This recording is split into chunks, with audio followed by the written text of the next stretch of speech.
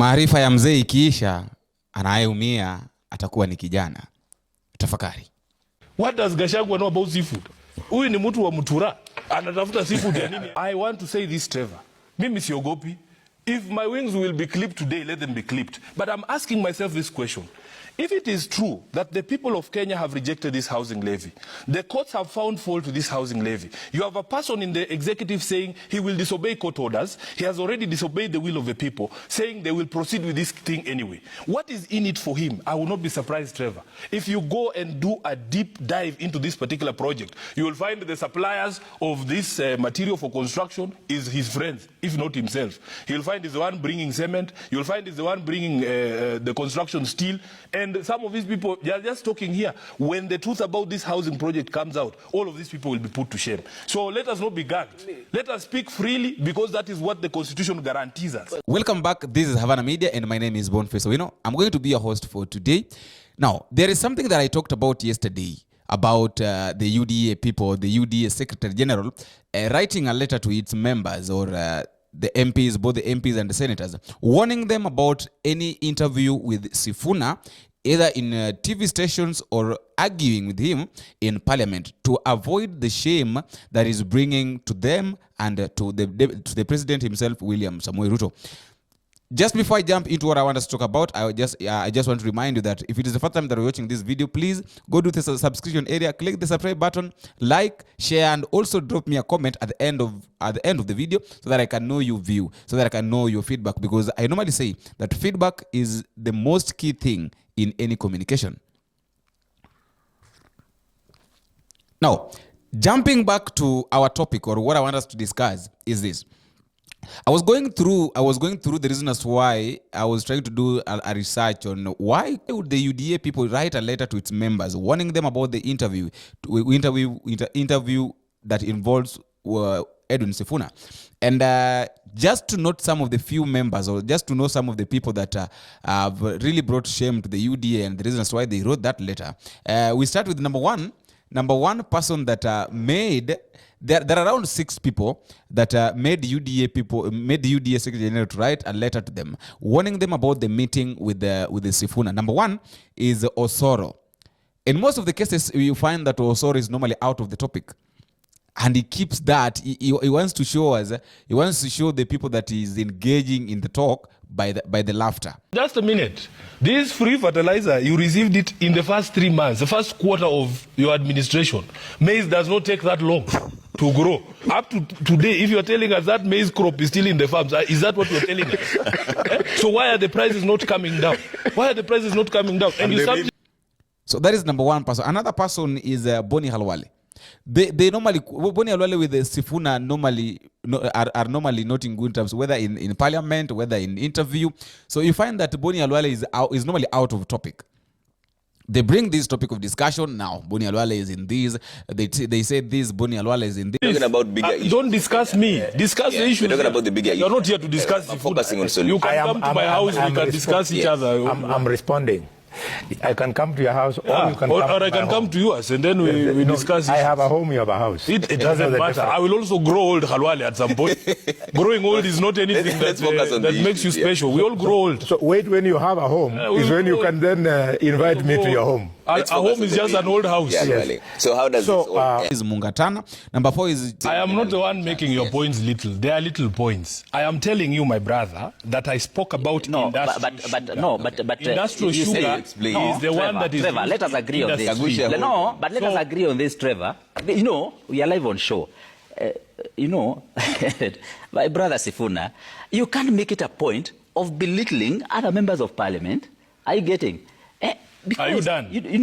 It's good to also be respectful. Okay. I get it. Kahushia. Number 5 is Owen Baya, and then the last one is Professor Ndungu. But most of the people that have really made the UDA Secretary General to write a letter is Osoro and Boni Halwale and Mungatana. Those are the people that have brought shame to the UDA party, and that is why they decided to write a letter to them, warning them about any meeting, any interview with Sifuna, and even telling them to, before going to the interview, inquire from the Royal Media Service that they are called to make sure that Edwin Sifuna is not there. And if it's there, they should skip the meeting to avoid embarrassing the president and the entire government. Now, under that, I made some. I was making some follow-ups, and I made some videos, some around 2-3 videos that led to the UDA people being banned from going into the interview with Edwin Sifuna. I want you to watch this video, and then at the end of it, drop me a comment at the comment section to tell me what is your view and why do you think these UDA people decided to write a letter warning them on meeting with the Sifuna. And why is it that Sifuna is normally very sharp more than these people, or what is your view about this? And why is it that the UDA people are normally very much reluctant, are they normally very much, is it that they don't normally do research before going for an interview? Because you can't tell me that Sifuna is normally given a leakage or what they're going to talk about before they're given. They normally go there to discuss. The daybreak is that they normally go there to discuss what is happening. So we can't say that Sifuna has normally been given a leakage on what they're going to say and all that. And then let us meet in the next video if it's possible. My name is Boniface Owino. Bye-bye. Senator Sifuna. You know, Sam, it is only dictators who believe they know what is best for everyone. That somehow, because they were elected, they are this genius who know where the country is supposed to be, what you're supposed to eat, who you're supposed to love, how many children you're supposed to have. We are not children, Osoro. We are not children. And the fact that you are elected, this election does not confer genius on anyone. In fact, many of us don't even understand what we are doing most of the time. Number two, my brother, I have no problem. I don't want William Ruto to ever listen to me. What for? He has his bishops, he has his choir masters like Naosoro here. Let him listen to them every day. I am okay him not listening to me, but please, you cannot see Azimio in everyone. Kwame Wino comes here, he's an independent expert in economy, you label him Azimio, dismiss him. Kepsa come to you and tell you this thing is going to tank the economy, you dismiss him and say they are Azimio. Kenya Association of Manufacturers, the bishops, everyone. You cannot dismiss everyone. As somebody has said here, we cannot all be wrong. Another thing, Sam, there is something called Maslow's hierarchy of needs. You don't talk to me about furniture. I have not eaten. When was the last time you bought furniture for your house? You can't come here and tell us, oh, you've reduced tax on furniture. We want to eat Vero. Stop telling us about this thing of furniture and helicopters and IDF. How many Kenyans know IDF? You are reducing tax on rentals. How many people are landlords here? Maybe it's just you and Osoro here who are landlords. I am sure some has no house to rent. And then they say that 1 teaspoon of poison, just 1 teaspoon of poison in a cup of tea is enough to take you out. This one is a drumload of poison. A drumload of poison in the well. And then you come and tell us, oh, Azimio does not see anything good. You tell us what is good, we will tell you what is bad, because that is our job. And lastly, Sam, so that I hand over to my sister here, I want to say this. Kenyans know all of us. You know these characters. William Ruto has never built anything. He has never built anything, and I dare anybody to tell me what he has built. If he did, we would be enjoying those 6 stadia that he promised us. He's not going to build you a house. Okay. Don't agree to be lied to. All right. Senator Sifuna, sisi ambao tuko hapa hatukusikia ukiomba radhi. Tulisikia ukiwaita hawa clerk wawili waongo, makarani waongo. Tafadhali Mheshimiwa, omba msamaha na ufutilie mbali hiyo maneno. Mheshimiwa Mwenyekiti, kwa sababu nina haki zangu kama seneta, ninaomba kwamba picha hizo zirejelewe, na iwapo kile ambacho umesema kwamba wewe umekiona kitaonekana kiwazi, nitaomba msamaha tena kwa maradufu. Kwa lugha zote, hata ikiwa ni lugha ambayo anaizungumza yule kiranja walio wengi, nitaomba msamaha. Warejelee picha za yule seneta akiwa kwenye bedroom yake. Wacha tumalize. Let me say something, Trevor. First of all, let everybody take responsibility for the state of the people. The Ukrainians agree, and the Russians agree that they have played a part in making, global supplies, problems and the skyrocketing prices of fuel. But also, when will you take responsibility for your own actions that have resulted in the pain of Kenyans? You took a vote, there was no Ukrainian there. There was no Russian to force your hand to vote for the finance bill that imposed an extra 8% on fuel. That 8% alone, Osoro, is responsible for up to 14 to 16 shillings on a liter of fuel. Take some responsibility. The Ukrainians are not the ones who brought the housing levy. It is not Hamas that told us that we need to impose these new levies here.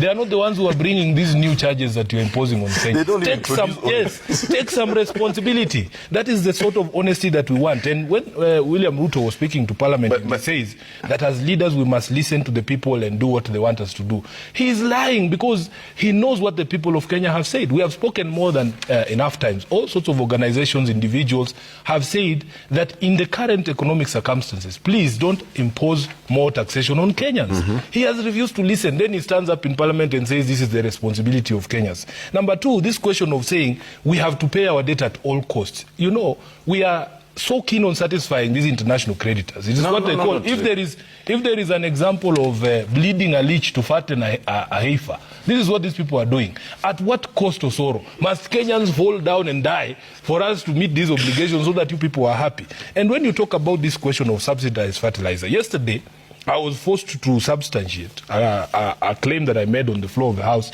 that in fact you cannot subsidize something that you received for free. No. You can't reduce the price of something you got for free.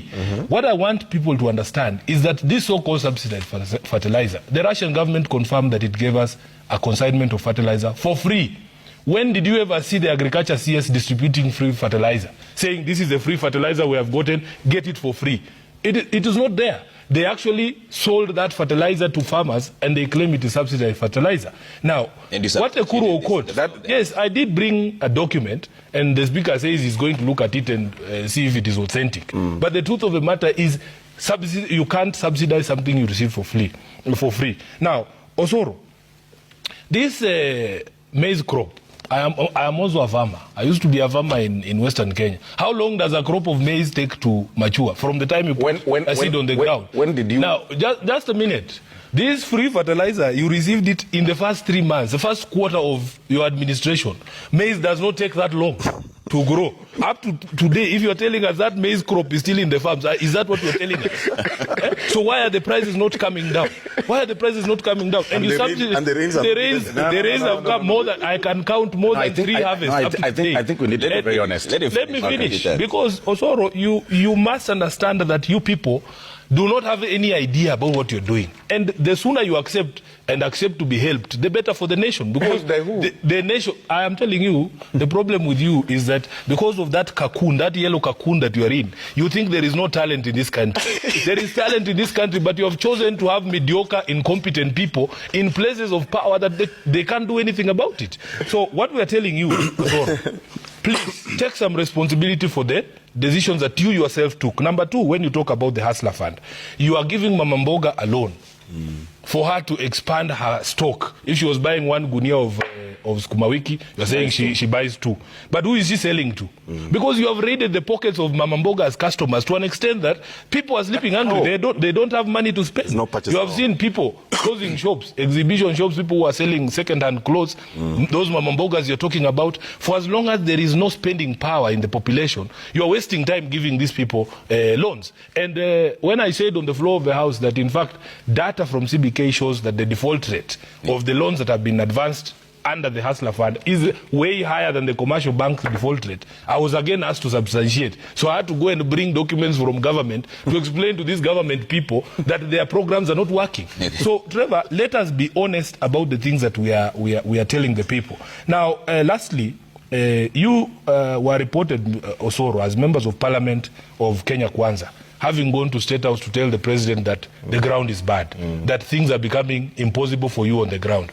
You people only care about your popularity. And there is a statement that was very telling. If it is true, the president said that, Trevor, we are in problems, deeper problems than we think.